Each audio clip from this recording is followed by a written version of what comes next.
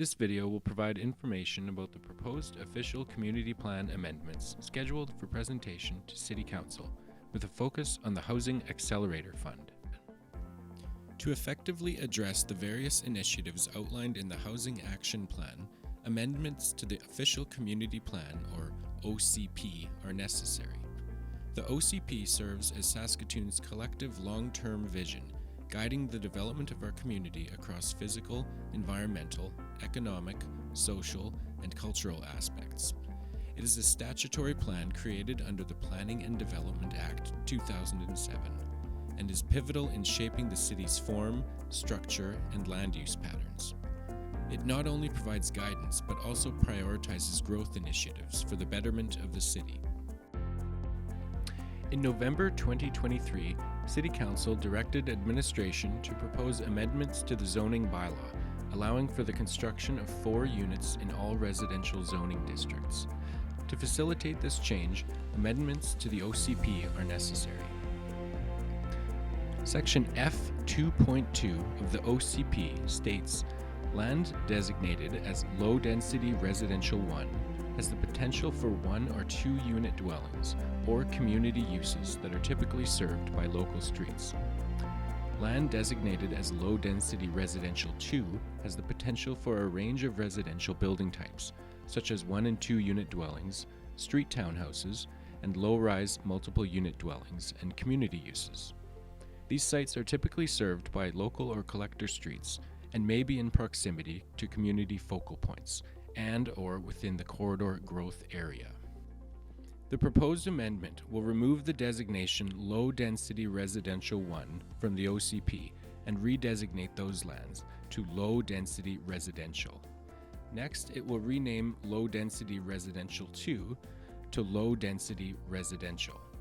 No changes to the description for the current low-density residential 2 are proposed. This change would result in all references to low-density residential 1 and 2 in the OCP being changed to low-density residential. An action identified in the Housing Action Plan is to permit 4-story multiple unit development within 800 meters of the bus rapid transit system corridors. Canada Mortgage and Housing Corporation has confirmed that this is defined as the area within an approximate 500 to 800 meter radius of a transit station, which represents about a 10-minute walk. Administration has named the area the Transit Development Area, or TDA. As part of this package of Housing Accelerator Fund amendments, administration is bringing forward zoning bylaw amendments to permit 4 dwelling units on a site in all residential zoning districts. In established neighborhoods, the current infill regulations and height restrictions limit the size of a dwelling. It is proposed that in addition to permitting 4-story residential development within the TDA, that the height restrictions and infill regulations be relaxed for a 4-unit dwelling.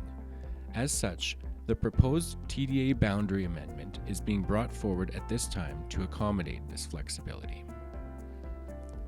The proposed OCP amendment will add the TDA to Map 3, Planned Growth, and Map 5, Urban Form and Structure. Text amendments are also proposed to provide a detailed description of the purpose of the TDA. The boundary is based on the following criteria. It includes the previously identified corridor growth area. It encompasses lands within about a 10-minute walk from a planned BRT station, and its boundaries provide a firm delineation or distinct edge, such as an arterial or collector street, or the river. The next amendment involves broadening the allowance for garden or garage suites. Section G 1.3, subsection 8G of the OCP states that a garden or garage suite may be an accessory use to a 1-unit dwelling. In addition to being permitted accessory to a 1-unit dwelling, administration is proposing that a garden or garage suite be permitted accessory to a semi-detached dwelling, or a 2-unit dwelling. This change will permit garden or garage suites on more sites throughout the city. To permit this change, an amendment to the OCP is required.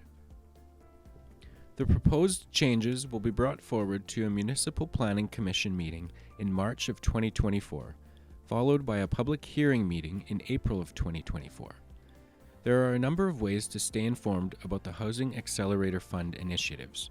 You can visit saskatoon.ca/engage for updates. You can sign up for the Housing Accelerator Fund e-newsletter by visiting saskatoon.ca/housing action plan and clicking subscribe for project updates, or you can send any questions you may have to zoningbylaw@saskatoon.ca.